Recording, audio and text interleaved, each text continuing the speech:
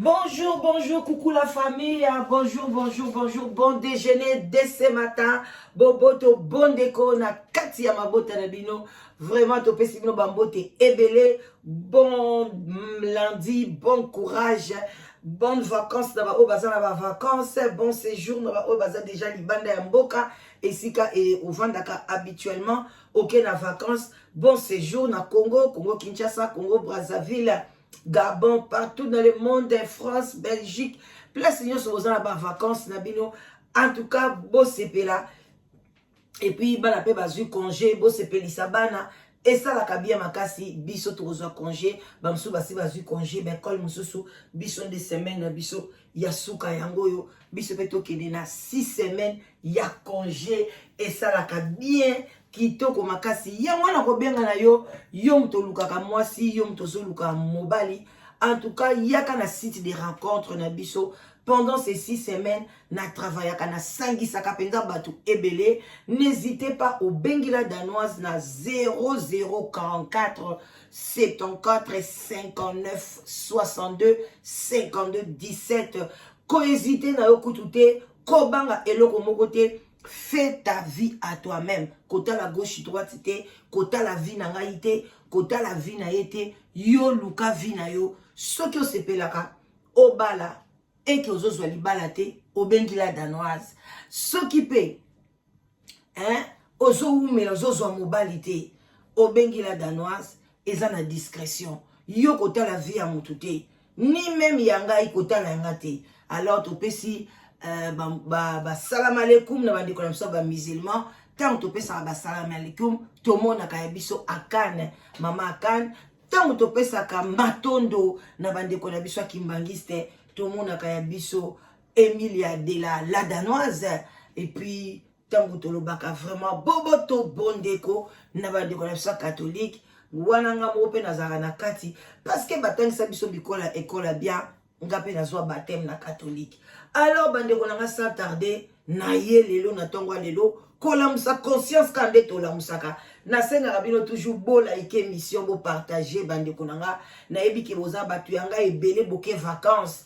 Voilà parce que bino pa na kati ya site ya sous les baobab bokendaka ba vacances boyo kaka mate ananga ebele boza na vacances lokwa ba mama Emilia ba bon séjour na vacances ba mama sage ba bon séjour na vacances, ba mama very, ba ngoyo sobake ba vacances, bina watu bokeite bandeko bo partager talaka na vacances, tokanga ba téléphone, vacances eza vacances, nazo comprendre bino, faut ko kanga téléphone, vraiment quoi enjoy vacances na yo, ezate oza na vacances, yo ana sou na ba réseaux sociaux, non, c'est pas la vacances na yo, mais oyo yo kei na noter, partager émission, liker émission, et kozala kitoko makasi.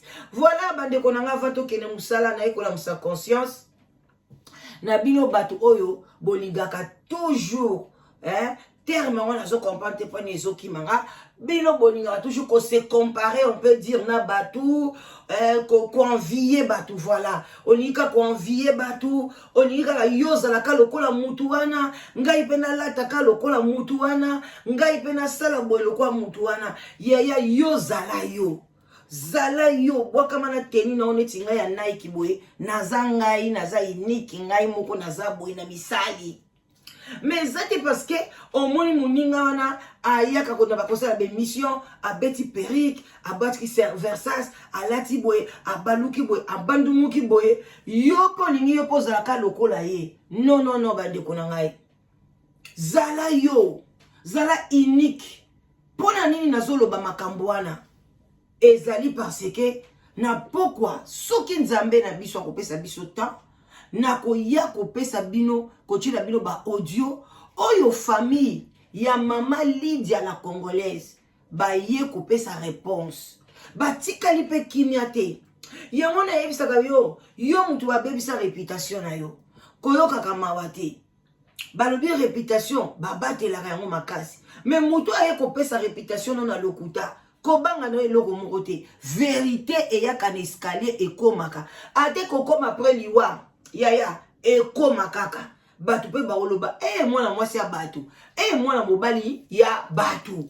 Donc bande konangai yo tambola toujours na bosolo na vérité na simplicité, na kimia, okomona ba bénédiction na o ekolanda yo ti na sima na kati ya kunda. Bande ko mama na biso mama Lydia atambola ki na lokuta. Paix à son âme. Ezaki parce que mutu soka kufi. Wane ezalaka makambo na biso ba noir. Soki mutu akufi ka bolamu. Atambola ki na lokuta, atambola ki na bakisi, akota ki banzonzingi ya banzela ya mabe. Ba famille ba ye ko répondre. Grande sœur na ye propre, même père, même mère. Oyo Lydia la congolaise alandi na sima. Akoki kokanga munokote, ndenge famille na bango ezali salut. Alobi makambo wana bozomona ya babilamba wana basapu wana bakotaka bakisi bandeko nanga jour wana lobai na bino ezalaka secte eza kitoko te eza mabe makasi yaya mbongo yango bapapa mbala msu bande kolata batu baokene koyibela bango bambongo pi bazaki peka bato ba maison batu baza koyiba baza kopesa bango bilamba batu baza kobuka ba magal baza kopesa bango ba bilamba. Mais yo mutozwaka salaire lokola nga. Yo gouvernante, femme de chambre ya pambala kaka to loba. Eso nyoso eza nango musala. Mais eza nango kaka eloko titre moko simple. Tu n'es même pas oza même pas na niveau ya banquier. Tu n'es même pas na niveau soki ya nani wana. Mais gouvernante ta musuka osala. Mais yo na kati ya sapologie na France. Yo na ka muto ta muso sala no musala moko kaka to bakaka infirmière. Ta muso aide soignante. Mais yo na kati ya sapologie ya yo zo ambongo ngwa. Yo ngolo basko yondo meka magie, yonde sko leki batu. Ya botala ka bomi talaka. Tala Lydia wana ninga bande kolata Lydia congolaise. Bino mo boye bina poka no yana ba photo, to yana biloko yeso don chapela ba audio. Nzoka ndende ko mwasi wana asimba bisimba simba pona lataka bongo, asimba bisimba limsimba pona koma koyemba, asimba bisimba simba ndenga somba ka banda kuna ye wana bande kone bayebi bande kone babanga kana bango nzoka ye kutu bande kone babanga kabiloko na ye metala ndenga yaki kokosa bande kone nga bakangi ngai na perdre bakilo nzoka ndende ko mwasa koma ki liboma akoma ki na maladie ya folie akokaki lisu mibeko oyo basengaki ete yaya sokoyo mto arvia kabongo ngai pe ozonyokwama tike max mona pasi mama gaze bele soki bawapi bokendeke mama olingi bamsuku babenga nga ladano oyebi magaze boye kuna basaka basode eloko ezaki na 650 eloko ezaki na 800 ekomi 250 yango 250 yango livre yango mabanga ba papier ba makasa 250 livres pour que somba ketch pour que na fête ya banani fête ya famille royale même que tu famille royale ba olata na bango biloko bongote mais na yo kango ba momé belé si oyebi to communauté au moins de loko ezaki na 1000 et qui na 300 yaya na zuka 300 na nga salaire pour que somba ka ketch te ngana kosomba nde oyo bandi na 300 ekiti na 75 ekiti na 100 eta musu na zwi mais oyo bandi na ba 800,000 le baba tiango kiti na 50 100 mais ngai na zongo na 300 450 pona makambu nini pour aller où non ça la ngote moi j'ai des enfants moi je dois enjoy faut na futa ba ticket faut na kende congé faut na zo avion faut na déplacer. Faut na la hôtel à 5 étoiles, 4 étoiles, souka. Donc naza kuna te na babilamba, na ke kosimba bakisi, pona na tonga bandako. Siko lelo, mama Lydia akufi, abeli avant kufa abeli liboma. Donc tangu wana bakanga kiye ba chaîne na Congo Brazzaville. Ndenga yaki bakanginga ba chaîne, basalinga boy parce que komaki na liboma. Et puis moi nana yaza consciente ayebi ke mama na ye akoma kobela maladie ya liboma. Wane zanga ite nazana ba audio oyo grande sœur na ye propre atie oyo batindelinga lokwa ngai tolobela makambo wana biso tokondenaki famille ya ndenge nini ndeko na bino ata kutu yango bokanga ye ba chaîne bobanda konzoka nde bakangaki parce que libome yaki makasi na kati ya Congo Brazzaville c'est normal bakanga ye bapesaka ye bakisi ye bakisi nyonso baopesa ye aomona ngo lokwa masuba bino moko bozoyeba tozalaki na mama na biso moko komboni ekiminga na bandai kocha ba audioni awa komaki pe na maladie komona soki ba azomwa lokwa ba omelisa ye michopi bazoleisa ye ba kaka donc eloko nyonso to bande komona ngo mabe ça fait même longtemps na benga ye lisute na ebite sort na ye soka bunga soki ndengeni parce que bato ebele babengaka ye basali na nzambe ba oyo pe ya basala sa banzete ba oyo ba na bango su ba senganga adresse na ye numéro de téléphone na ye na pesa ka bango. Donc maman wana mama Lydia la congolaise biloko na ye zongelaki ye ozomona babi bien na bango banda kwa minene wana bazotonga banini wana so bazotonga ndeko na ngai kana mbongo akayo ngala ndima rabino te parce que biso to sala misala o pozo baki musala o sa pena o gagner mais na koka kite ko tonga banda kwa minene ndenge wana. Parce que je dois payer ma maison ici, je dois nakoler sabana, on doit voyager. Bon, priorité nanga c'était ça. Mais tant mususu, yo priorité na weza kolata. Mais yaya ka na mbongo oyo parce que ba sapologie wana chaque samedi bako kende ko sala makambo na banga ba sap. Il faut latela bande ko chaque samedi. Donc 4 samedi, il faut yota bilamba et l'équipe de 1000 et quelques euros, 2000 euros chaque samedi. Donc 10 000 euros par semaine. Il faut quoi yaka na bilamba. Et puis au zongelate. Pendant des années, il y a un bon ango zuango wapi. Mais il y a beaucoup de gens qui ont la chance. Il y a un peu de gens qui ont la sapologie. Bozate ya. Ozana religion qui t'indite. Religion qui tende aux athées. Wana okosa batu mwa mike wana olakisaka. Yaya chaque samedi ba Lydia banda ko kota bazana club na bango. Boko yoka banyoso ezana ba audio. Ndenge yana ya silikeli batu wana. Ndenge lobi ke bino boyebaki vérité. Bino pe boyebi place ni bokendeke. Ndeni ndeko nanga mwasi bokomisiye. Ndenge ni bolakisaki nzela mabe. Ndenge ni akedeki tia simbi ba biloko tia beli la maladie à folie. Donc, si tu as komona zolo bawana, abandai kwazaki na isu juste été. Na docteur ou a traité, a tindiki audio ou abandai ko traité na Congo Brazzaville. Quand on a commis moi bien, yangondo mona ki bazuye na avion, bazongisi. Mais le kola, makambu na e bandeko. Soki déjà commis ndengi wana, place a simba ki biloko na e. Bandeko to yebite so na Congo Brazzaville, kuna na bamboka na bango. Azalaki pita me botala mukola kufaki. Batu bazo kipete, batu bazo tale na musika, parce que bayeba ki déjà na quartier, ndenge ni asimba ki biloko, ndenge ni biloko pesa ki retour. Si ndenga mikangela na kati ya ndako babuki porti, cela veut dire que mutu bande ko sa liso bien te, makamba bande balobi ke mwana na ye yeba ki vérité mais atiki tango mama lobi bongo, il fallait balobi mwana na ye aya ko démentir makambwana alobate eza malamu te. Ma fille, il fallait le faire aussi. Parce que c'était bien. Une maman qui est hyper à son âme. Mais tu restes avec tes tantes. C'est la famille. Tu ne peux pas rester seul dans ce monde. En tout cas, yomoko, na famille en mobile, na yo, non. Ce qui ont qui chance à ozana, ba tante, ba nini, nzamba eba ki poko ozo qui chance wana. Alors qu'au kata singa wana te, parce que maman, à côté qui na banzela mabe, maman a eu la folie, alors, abandi kolba biloba loba. Vraiment, c'était difficile, dur. Yango na osenga na yo mutu envia kabato. Tika ko envier bato. Eza kitoko te. Eza nango bien te. Eza nango na lobi kote. Eza nango na litomba te yaya. Ko envia kabato ndengwana. Eza mabe makasi.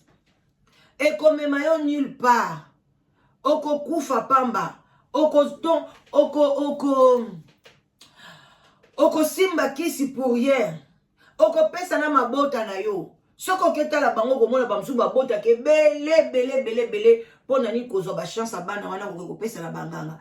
Bamsu bazwa babota ka te mwana moko kaka mabota nyoso apesi pona nini azuita na e asale la musala ya molili. Mais yaya avant kufa okofuta obanana kofuta ngo a. Elle a souffert de la folie. Si comme ndabanda kwango abande ko sepela nango te yango to mona ki place akufa ki désordre. Bah donc Allah li ba bilamba biloko komi maboke parce qu'elle n'était plus normale. C'est vraiment triste. Et quand je dis comme ça, tristesse parce que tu veux accaparer biloko à mokili. Mais jour au kokufa, même lamba na yoko lata bakopone la yo. Même kalba kaleso otiaka fier, nga na lata kaka complet, nga kaka kaleso na soutien fwe kokana. Bon ate kokani na nga omona. Ka yo mumto omona hoti. Msupe mobali na omona ngote. Tango yo lali osukoli bien olati okela ta kaleso na soutien no amoni na epete. Na pourquoi pas sokoli olongoli po lati bilamba sans caleçon. Parce que yo lala na caleçon na soutien complet. Mobali no peta mso amona ni ba caleçon ngote. Yo moka metala monoko na nzela pona nini kaka o attirer bato ba mona yo danser ke nga na lata kaka soki chantel ezala kaka complet caleçon na soutien na ko lata bleu vert tenga ata olati noir olati ya rouge esani nanga komona ngo l'essentiel ko bobi kuna bien ezala hygiénique ezala propre en voulant trop aucune gauche aucune droite tu perds ton temps pour rien. Ose on a ba retard musu ya vie. Eh. Donc yo kaka soutien na ola tango kamba moko.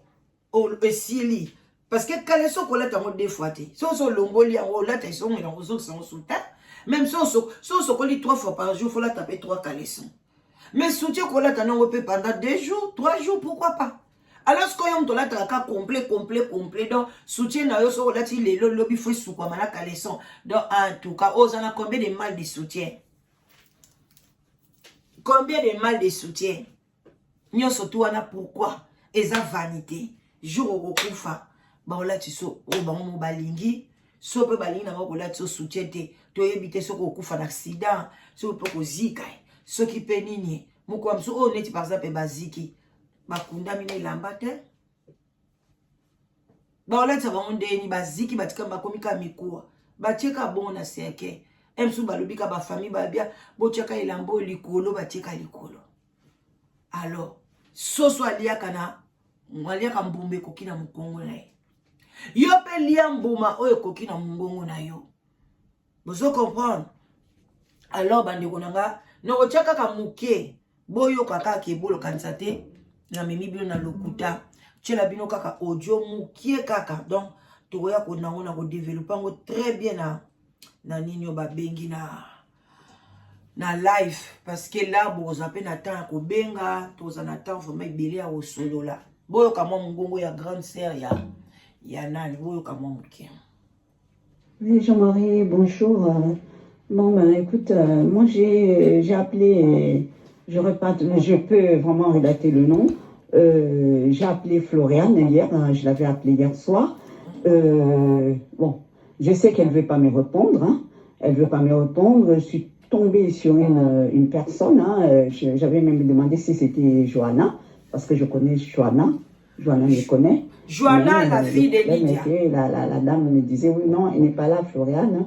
Mais voilà, moi je sais qu'il était là. Il avait donné son téléphone parce qu'il ne voulait pas me parler. Ça, je suis sûre et certaine. Donc du coup, moi j'ai fait le premier geste. Hein. Moi j'ai pris. Tu comprends, j'ai pris. J'ai pas l'habitude. Je suis pas rancunière. Je suis pas rancunière. Et ce mec est bon parce qu'elle est partie. Sa mère, elle n'a pas dit la vérité. C'est ça qui nous choque. C'est ça qui nous choque. Elle n'a pas dit la vérité. Et sa fille aussi, elle connaît la vérité.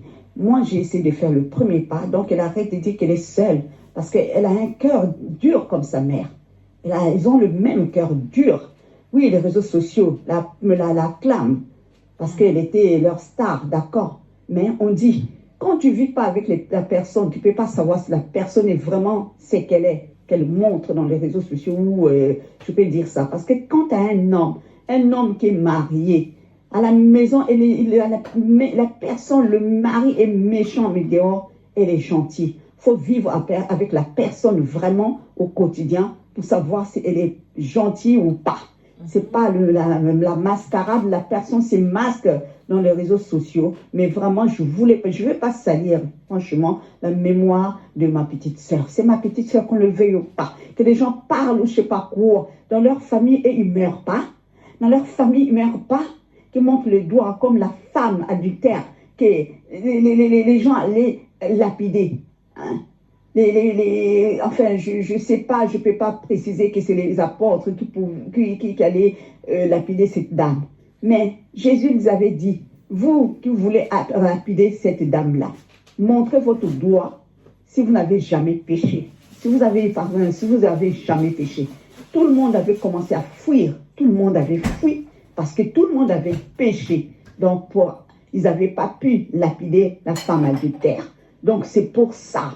Je vais dire, moi, tu peux faire écouter l'au-delà, je le dis très haut. Vous, les sapologues là, le diaspora, vous avez une part de responsabilité de la mort de ma petite sœur. Vous savez pourquoi? Parce que vous, quand vous étiez parti chez Lydia, à Ivry là-bas pour faire tout ce que vous avez toujours voulu faire, de diviser les familles, hein, parce que vous n'entendez pas les deux côtés, même à la justice, on entend toujours les deux versions. Voilà. Tosuki wana pona lelo bobo to bonde kona kati ya babota la bio na journée ya lelo wana na pesi bino ka avant goût ba audio ezali ebele de kona e alobi médecin na epé alobi donc boye bake ce n'est pas la famille oyo est maltraité notre sœur Lydia ezanzela na ya pona ki ya ba sapologie oyo esenga ki faut sala moi ba sacrifice oyo pe ba sacrifice e baluke lié oyo pe ce qui est la folie oyo komaki ki fallait bande kona e basunga ye na Brazzaville bakanga ye bakwepe kotika yete akomi folle batike na Brazzaville azolongola bilamba na nzela azotambola mutakala elinga kezala malamu te yango bavandisa ki ye place moko lenma abande ko s'agiter mingi c'est normal bakanga ye ba chaîne na makolo bakanga ye ma chaîne na maboko babanda ko leisa ye babanda ko pesa ye kisi na makasi voilà c'est ça qui oyo sala ke basala bongo pona kosunga ye wana grande sœur na yende mutu apesi ke réponse wana et puis pe nga nani alobi toyebite qui dit la vérité. Est-ce que sa fille réellement reconnaît que sa mère elle était devenue folle? On ne sait pas. Est-ce qu'il y avait des gens proches de Lydia? Oh bah mon équipe Lydia comment qui folle? On ne sait pas. Donc nous on est là seulement pour répondre na devoir na biso tango to akiza ki famille peut y répondre. On doit aussi koleka mais pour nangai nyoso na kosenga kaka n'enviez pas parce que oyebi source moto azwaka mbongo na été n'enviez pas même la maison de quelqu'un qu'on envie en côté oyebi te place nini azwaki mbongo pona vana na ndako wana oyebi te soki ezape ndako na ye parce que il y a des gens qui font des émissions akenda ko sala ngo pa ba voisin akenda ko sala ngo emso quelque part tu vois tu connais pas tant pas vendre kana e pa bato azo bakenda kuna yeme nzoka nda futela kana e chambre ngana ko futela nga chambre na kati ndako aboye bate mais nozo ya pe no sana nga be mission c'est ma maison nzoka nde na futela kana nga chambre donc n'enviez pas yo zwa kaka vie na yo ndenge salaire na yo koti ndenge biso bafutaki biso les 15 et tombaki na week-end bafutaki biso vendredi na simbi na eloko te na zeli lelo banque ya bendi nyonso mbongo anda mbongo boyi mbongo aboyi mbongo ya boyi mbongo ya boyi ale oyo etikali yango wana ndenga na osepela nango na oyo wifi bakisi yango wana ndete osepeto ko enjoy awa na kati ndako mais à part ça non na ko envier na nga mutu te jamais de jamais na ko apprécier eloko ya moninga eloko eza bien asali musala na ye bien en tout cas bien mais na envier que parce que ya zwi yango ngai pe na foka na zwa yango otikala kozwanga te wana la danoise te botikala malamu bon matin bon service bonne chance na ba o ba oluka musala et puis bon séjour na ba o ba bimi na mboka pona kotambola na vacances bisous bye bye partagez likez et kosala nga bien.